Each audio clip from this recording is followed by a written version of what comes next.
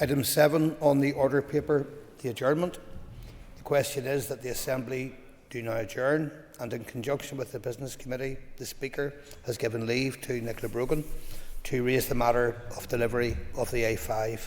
I call Nicola Brogan, and you have up to 15 minutes. I'd like to begin by welcoming the opportunity to bring forward this adjournment debate on the delivery of the A5 road upgrade. And I'd like to thank the Infrastructure Minister John O'Dowd for being here and for his ongoing commitment to the delivery of the A5 project. The A5 road upgrade is a hugely important issue for the people of West Tyrone and indeed for the people right across the northwest of Ireland. It's without doubt the topic that I'm most often asked about from people in my constituency who really do want to see the road developed. So I'm really glad that I'm able to be here today and to bring it to the floor of the Assembly, and I will continue to raise it until we do see its full delivery. The upgrade of the A5 road network offers wonderful opportunities for the entire northwest of Ireland. The A5 will improve connectivity to the region, it will boost economic growth and business development in the area, and it will mean that local people have better access to opportunities like education, training and employment. As I say, these are wonderful opportunities and really are important developments for the area. However, for me and for many people in West Tyrone, the most important reason for the upgrade of this road is to make it safer and to protect lives. I brought an adjournment debate about the safety of the A5 to the Assembly in January 2022. That was following the death of 3 young men who lost their lives on this road over Christmas 2021. I'm sorry and saddened to say that since then this road has taken even more lives. We know that more than 50 people have been killed on this road since 2006, and it's a heartbreaking reality that until the A5 is upgraded and made safe for users, it will continue to take lives. These tragic losses are completely devastating for families and communities. We heard about the impact of these losses during the recent public inquiry into the A5 road scheme. Families of those who lost loved ones on the A5 shared very powerful and moving testimonies about their losses, and it really illustrated the reality that people face because of the dangers of this road and the importance of having the scheme completed. I would again like to thank the families for their powerful and poignant contributions to the public inquiry. They've shown great strength and dignity through some very difficult times. It is unfortunate that due to legal challenges by a small minority, there has been significant delays to this project. And I join others, including the Infrastructure Minister, in urging these objectors to reconsider their continuing legal challenges and to instead consider how deadly this road is, and to think of the many lives that have been lost and the many people and communities that have been left devastated by the death of loved ones, because this road simply is not fit for purpose as it is now. I welcome the commitment from Michelle O'Neill in her inaugural address as First Minister that the delivery of the A5 road upgrade is a strategic priority for the new established executive. And I welcome the Infrastructure Minister's commitment and determination to progress the road and to make its delivery a priority. I also was really pleased to hear that the Irish Government, their announcement last week that they'll provide €600 million towards the A5 project too. It is hugely important that we come together and work to ensure that this project is completed, and we cannot accept any more delays to the A5. I look forward to working with the Executive and my colleagues across the House to ensure that the A5 project is completed. Thank you. I call Melissa McHugh.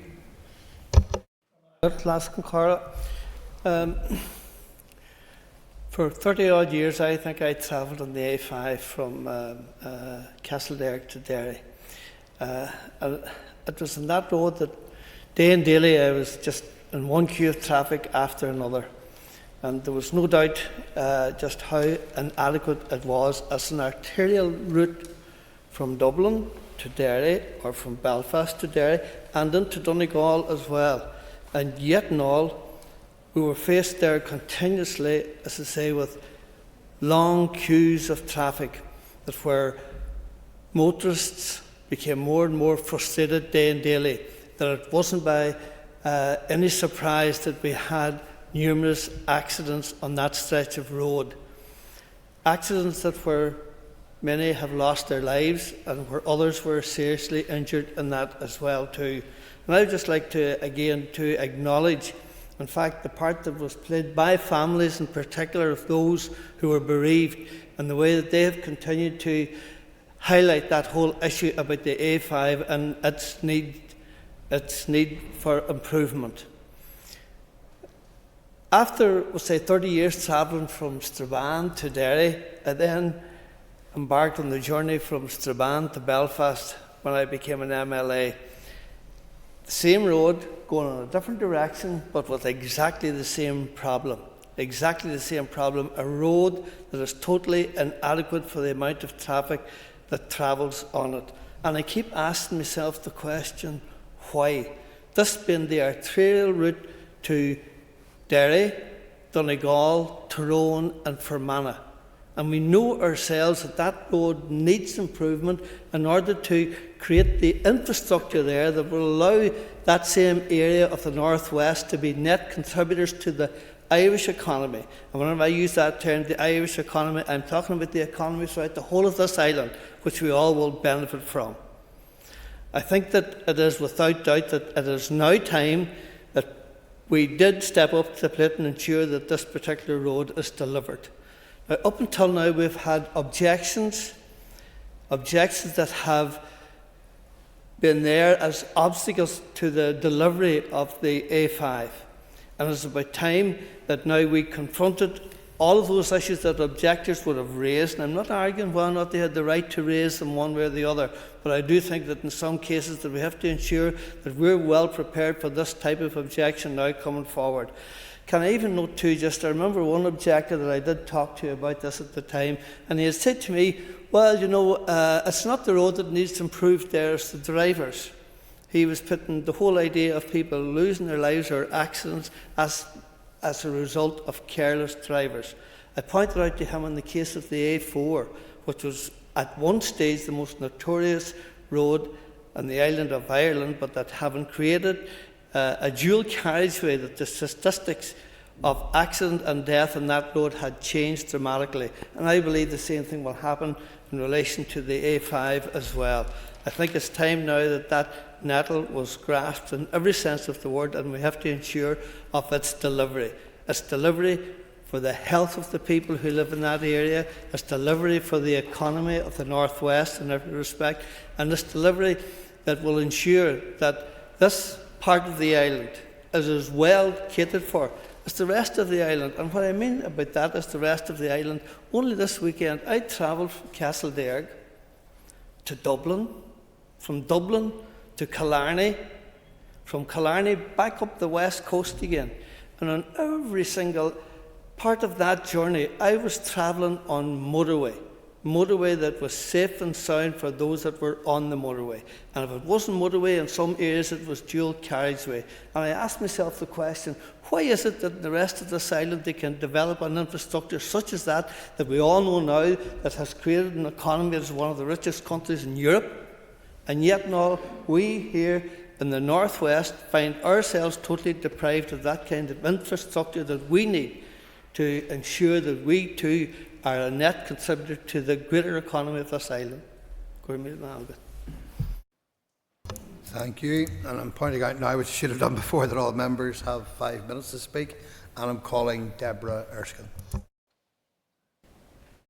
Thank you, Mr Deputy Speaker, and I thank the member for West Tyrone, Nicola Brogan, for bringing forward this adjournment debate in relation to the A5. The construction of the A5 is one which we can all agree is much needed. This isn't just about a road for better connectivity, this is about safety for people that travel on that road, and we're all very cognisant of that fact today in this chamber. Sadly, across the nearly 60 miles in length of the A5, there's been many fatalities and countless people severely injured, and so many more near misses. Homes have been broken and shattered with grief. In July 2007, the Executive agreed to move forward with a plan on the A5, and since then there have been a number of consultations, legal challenges and reports. And I understand the right to challenge proposals, and I recognise that for some people, in particular farmers, the need to ensure that they are properly compensated for the land they own, and it's important to recognise that today. However, it's equally important that we collectively sympathise and pay tribute to all the lives lost, and I cannot begin to imagine the grief of those families who are suffering today. I as well drive the road. Auchnacloy to Ballygolly is a well-known part of the road for me, and it's obviously situated within my constituency, and it is an extremely dangerous part of the road. And we do have to acknowledge that there are drivers who take chances, and I was glad that the Infrastructure Minister today in question time did reference about the need to ensure road safety, because there are people who take chances, and that's not acceptable either, and we have to tackle some of the ignorance that happens on our roads. Whilst we can't not put a price on someone's life, there's also the cost of the project, and it is a matter of discussion.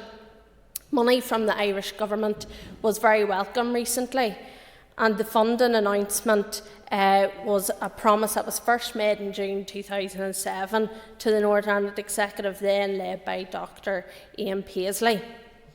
And whilst the overall cost of the cross-border project has significantly increased over the years, I welcome the decision taken by the Irish Government to restore their funding commitment, which they couldn't honour until now due to the financial crash in the Republic of Ireland.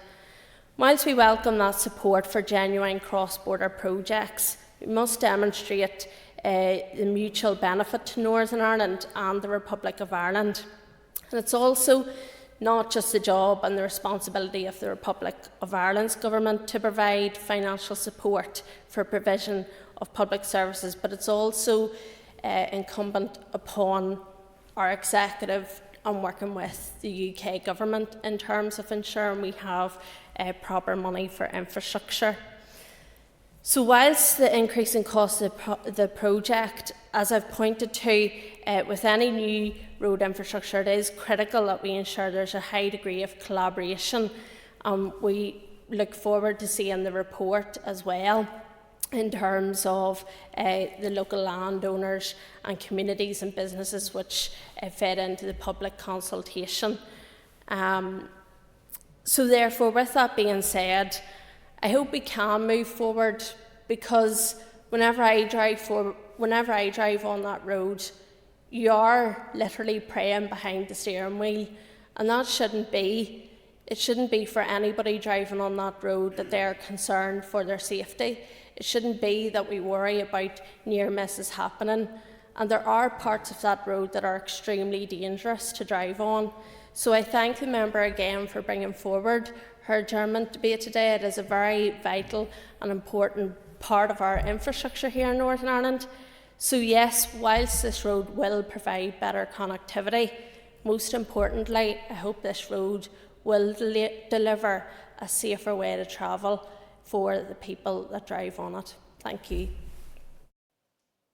Thank you, and I call Declan McAleer.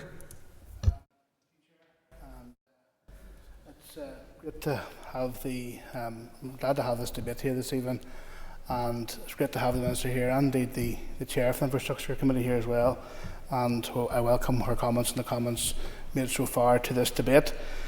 And it goes without saying, I heartily support the call for the construction of this new A5 dual carriageway. And I participated and sat through the public inquiry last June, and have to say the most harrowing evidence and compelling evidence for that new road was the stories of the loved ones, the parents, sisters, the brothers, the nieces, nephews of all of the people who have lost their lives on that road. There's been far too many lives lost on that road, the most dangerous road in the country, and we must bring that to an end. And I want to pay tribute to the families who, despite their grief and their hardship, keep the campaign going, because it's them that really brings it home to light what we need. And we do need this A5 dual carriageway, and it has to be a dual carriageway. In November 2022, I tabled a question, an FOE, to the PSNI in relation to road deaths, and that was November 2022. And in the A4 road, before it was dualled, between 1998 and 2010, there's sadly 40 deaths on that road.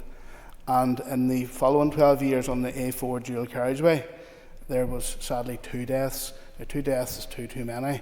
But if we look at the differential rate of of carnage, then it's huge. And you know, I'm certain there are many people who are still alive who would not be still alive had that A4 dual carriageway not be constructed. And as Militia McHugh said earlier, like, I'm 100% certain that we will see a safer route, more lives saved on the new A5 dual carriageway. So it's as I want to go back to the point that the dual carriageway is the only option.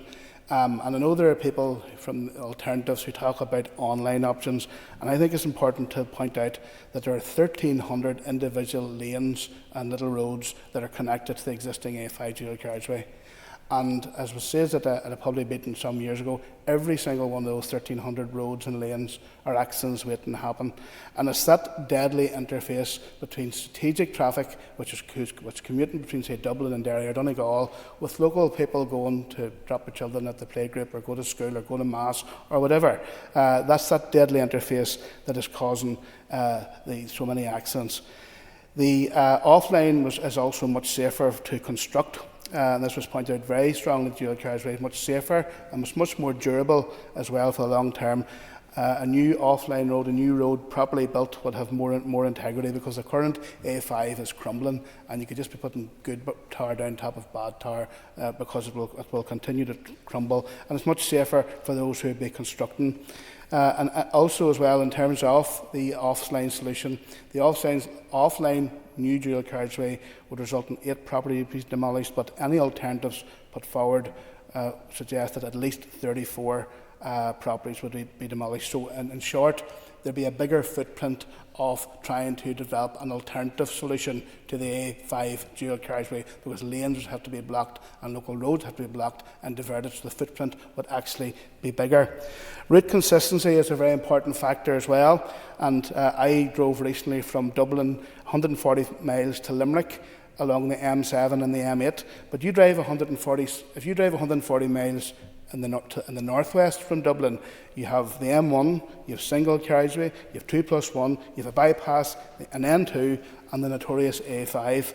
So in conclusion, it makes more sense. There'll be less land take for a proper dual carriageway, less properties demolished, less reduced journey times, increased economic developments, and most importantly, more lives will be saved by the construction of the new A5 dual carriageway. I welcome the debate here today. Very well. Thank you. I call Patrick Brown. Thank you, Mr Deputy Speaker, and as it's my first time addressing you in the Chair, can I also congratulate you on your new position.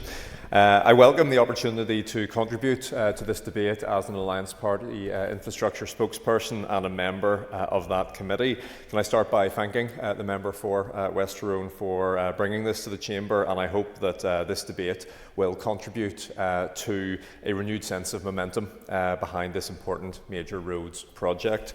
There's a lot we could say about this scheme and its benefits to the area and to the major towns of Omagh and Strabane, but perhaps the most important factor to reflect on here today is that since the original plans for this road were first launched in 2007, almost 50 people have died on what is one of the most dangerous roads on these islands.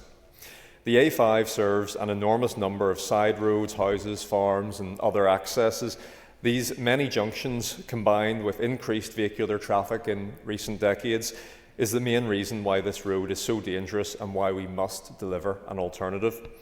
In 1 year alone, between October 2021 and 22, 10 people tragically lost their lives on the A5, and the road accounts for 11% of all road deaths in Northern Ireland. Yet it is the main road linking Donegal with Dublin, as well as Derry, Omagh and Strabane, carrying over 17,000 vehicles per day.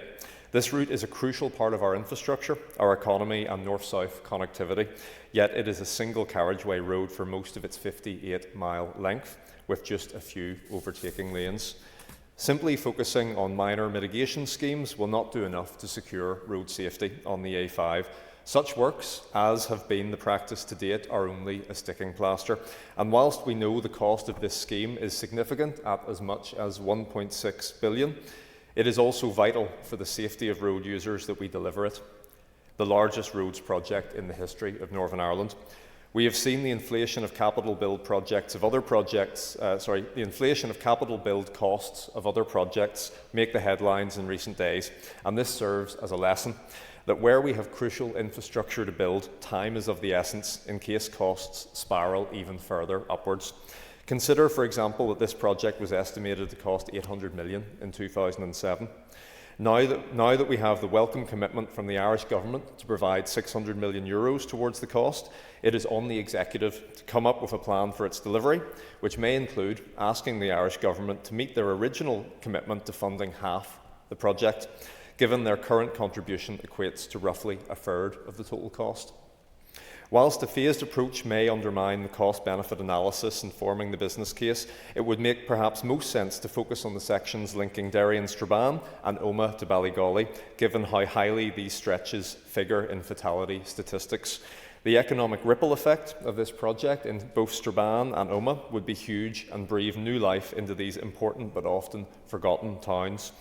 And given the improved linkages it would also create with the cities of Derry, Belfast and Dublin.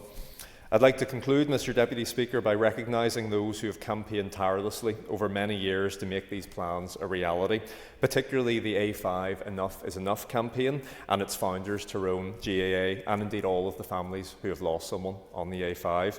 I also want to recognise the broad cross-party support for this scheme and indeed the efforts of our local councillor in Omagh, Stephen Donnelly, who has been working hard to see it progress. I hope all parties will come together at the Executive to finally see this project funded and delivered. I call Mark Durkin.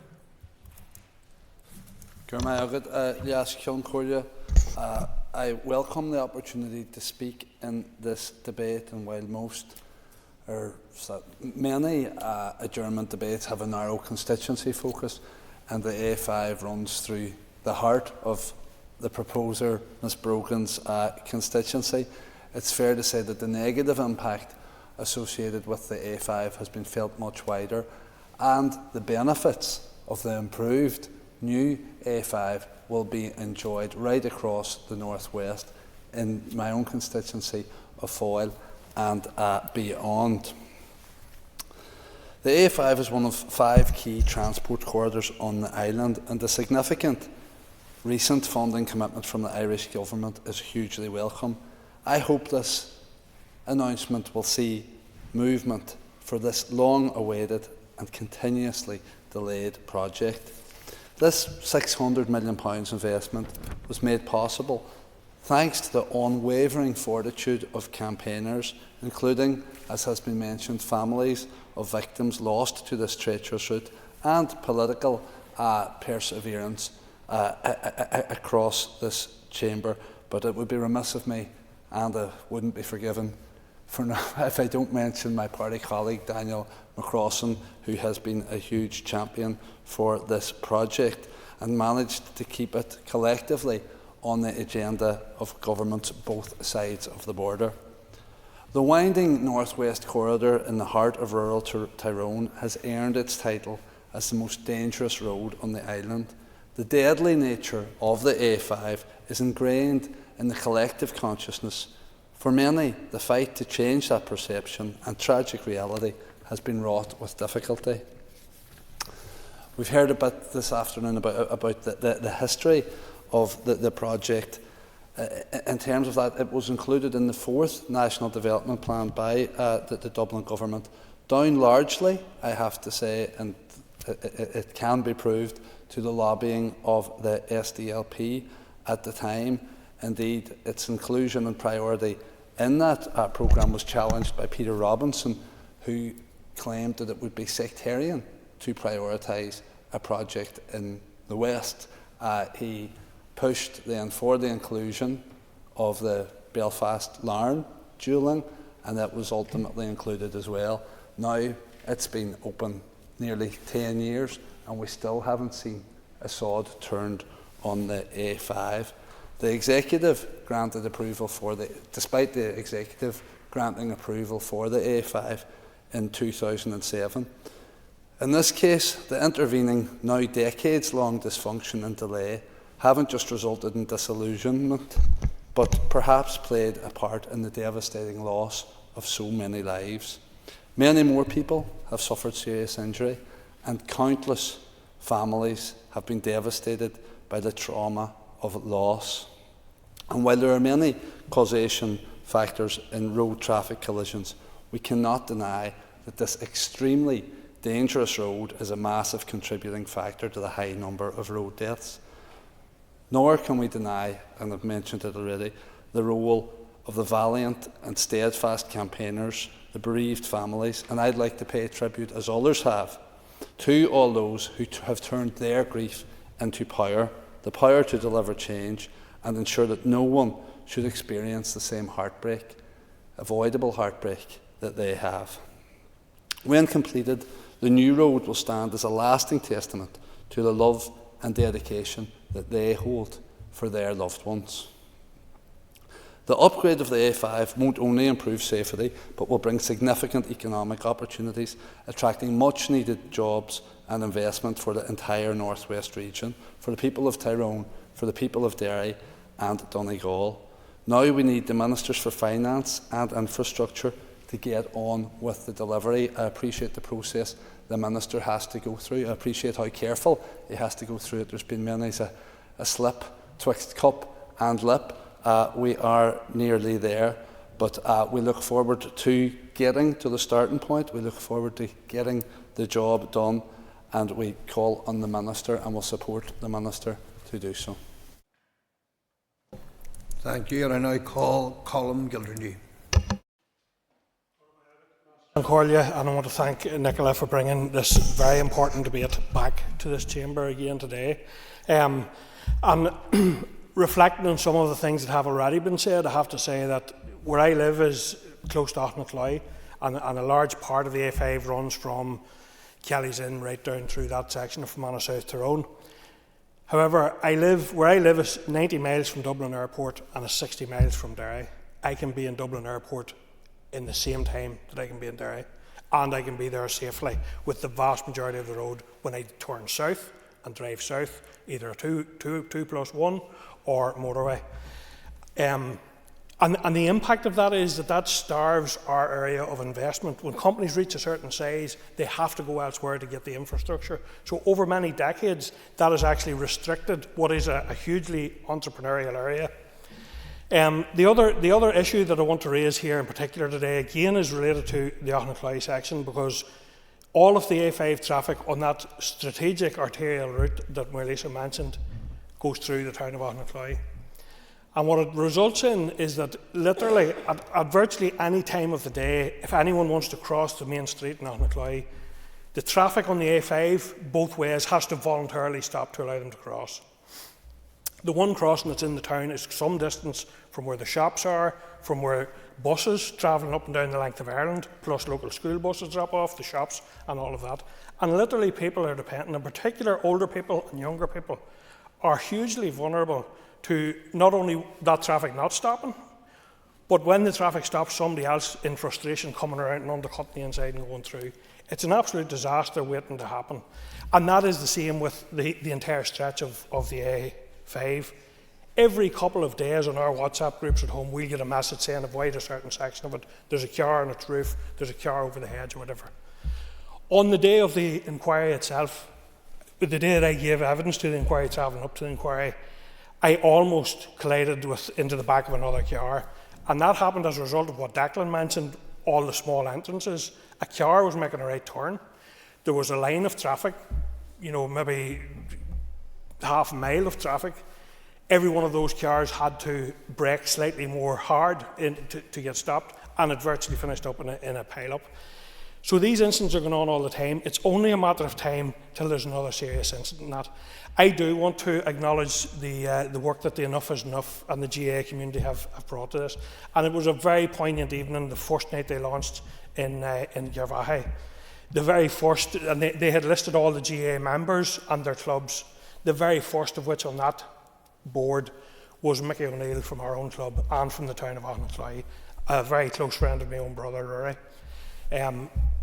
We were starting at a football game when we got word that Mickey, on his way up to the game, had been killed on the A5. And that has gone on repeatedly and will continue to go on. So I want to finish by just pleading with those people who have objected to this road please consider the impact of your objections. Please allow this road to be developed and to allow people in our constituencies and in our communities to have the same level of access to safe road travel as other people. Thank you. I call Ciara Ferguson. Deputy Speaker, I also welcome this important discussion in the Chamber here today on the A5 road and the absolute need to upgrade it.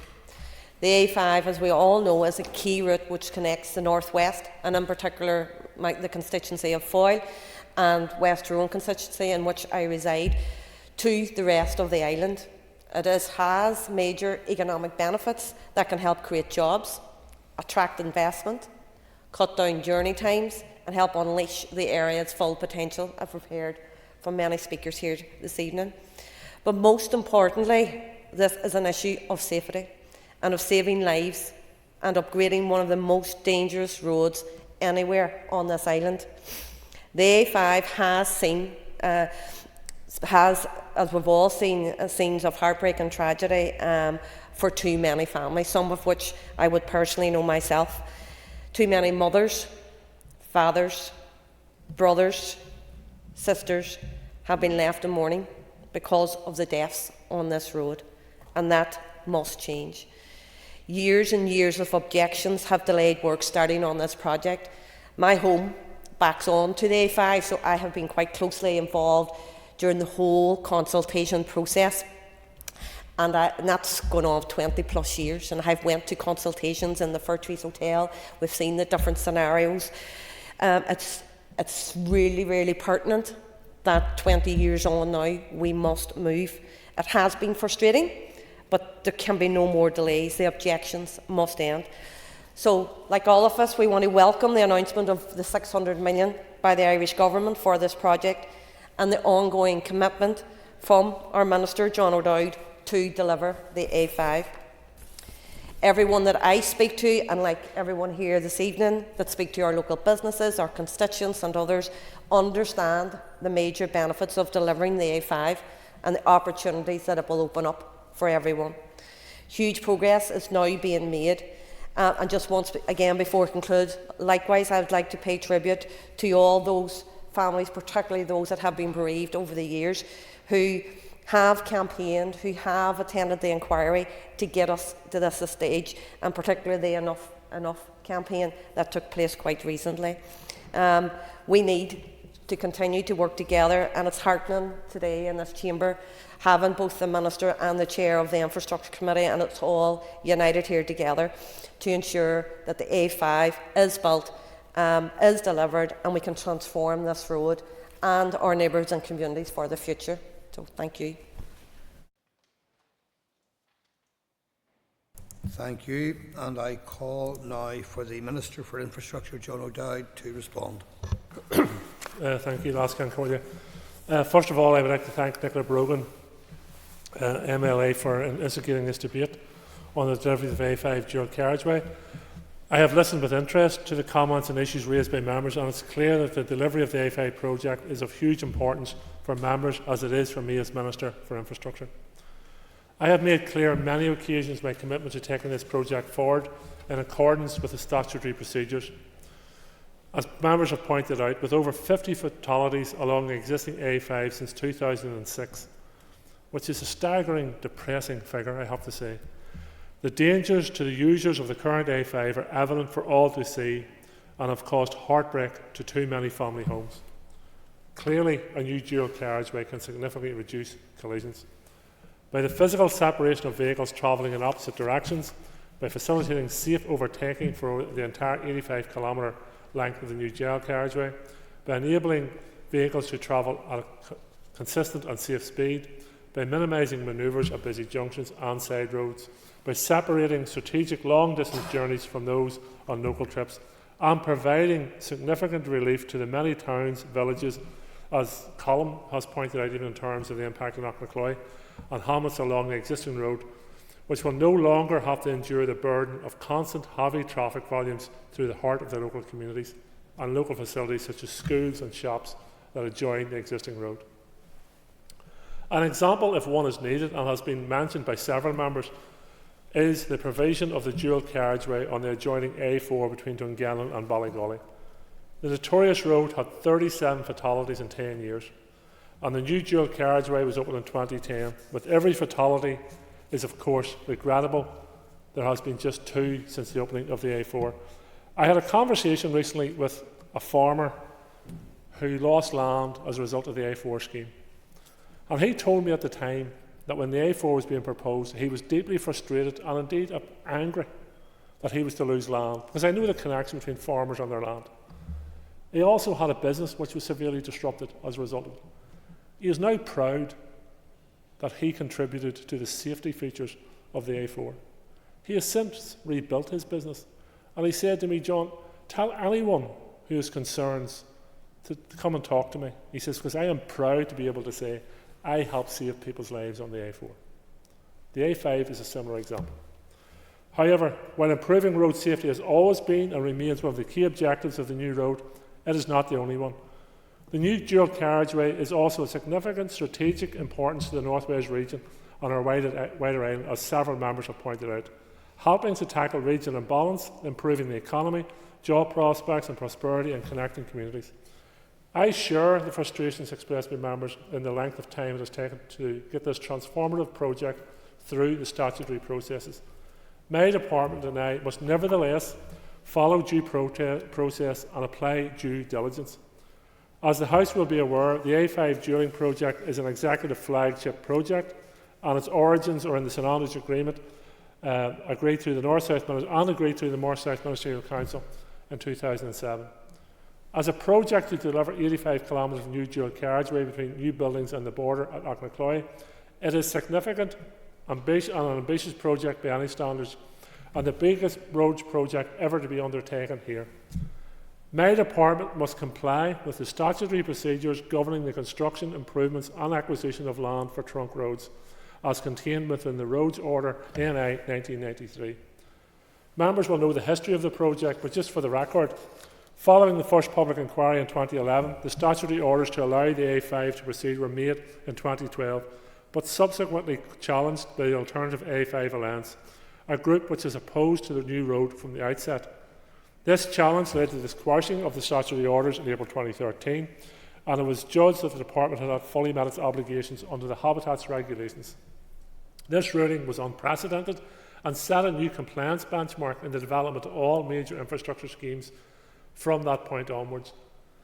Lessons were learned from this ruling, and further developments worked to address the deficiency followed, leading to the publication of and consultation on a new environmental statement and draft statutory orders in February 2016. With almost 1,000 representations made, a public inquiry was deemed necessary, and the second inquiry took place in the latter half of 2016. The Planning Appeals Commission report from that inquiry was revived by the Department in May 2017, received by the Department in May 2017, advised that the project should proceed. In the absence of a Minister, a formal decision to proceed was made in November 2017 by the then Permanent Secretary of the Department. The decision, if unchallenged, would have represented the completion of the statutory procedures and would have allowed the project to move to the construction phase. However, the decision was again legally challenged by the A5 Alliance in December 2017. 10 grounds of challenge were listed, including the powers of the Permanent Secretary to make the decision in the absence of a Minister. Having given careful consideration to the relevant Court of Appeals decision made during 2018 in Buick, as well as the provisions of the Executive Formation and Exercise of Functions Act 2018, legal advice that provided to the Department officials indicated a high likelihood that the Permanent Secretary's decision would be quashed. It was concluded that it was not therefore in the public interest to continue defending the legal challenge, and consequently the decision to proceed was quashed, taking effect from the 16th of November 2018. The quashing of this decision essentially took the project back to February 2016 position, effectively knocking it back 3 years. Since November 2018, the Department is carrying out work to enable a decision by a new Minister. It's a requirement when assessing environmental impacts that decisions must be based on up-to-date environmental information. With this in mind, updated environmental information in the form of an environmental statement addendum was published for consultation in March 2019, By necessary, this information continued to relate to the base data contained in the original environmental statement of 2016. It's important to note that with the passage of time, new and updated environmental standards are being continuously introduced through legislation and other technical gains, and this can present a risk of challenge.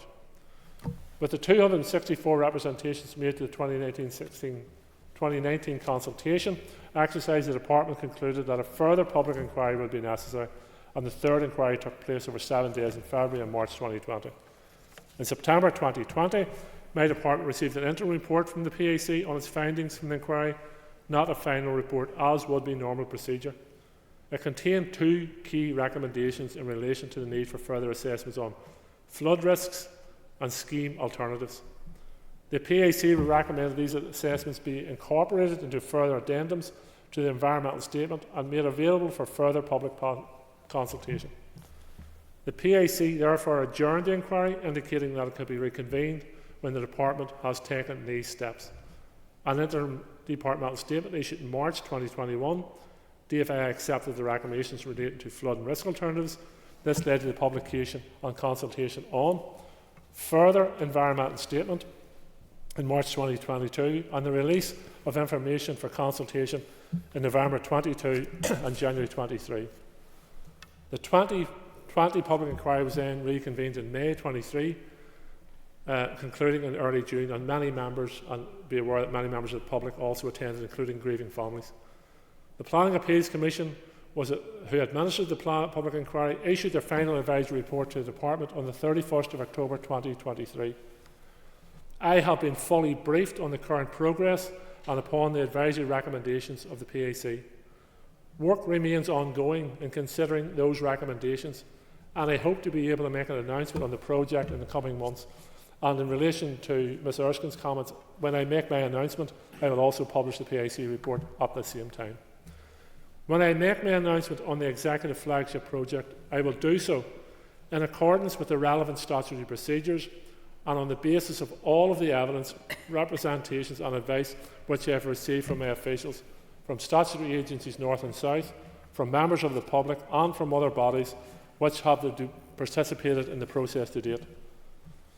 Subject to the completion of all necessary statutory process and environmental assessments as I've outlined above, the construction of the project could begin late in this year.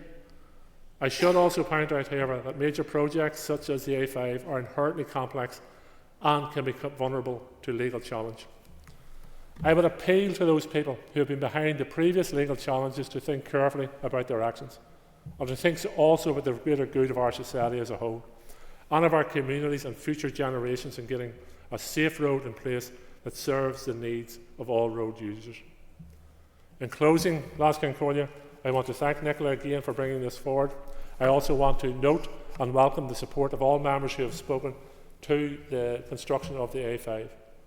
I can assure members of my commitment and that of my department to progress this project in accordance with the statutory procedures as far as possible to reach a decision within the shortest time frame reasonably possible. In conclusion, I also want to commend those grieving families who have made their voices heard in relation to the A5 and, despite their grief, have championed the cause of improved road safety for all those users of the A5. Thank you. Thank the Minister for that response. The Assembly is adjourned.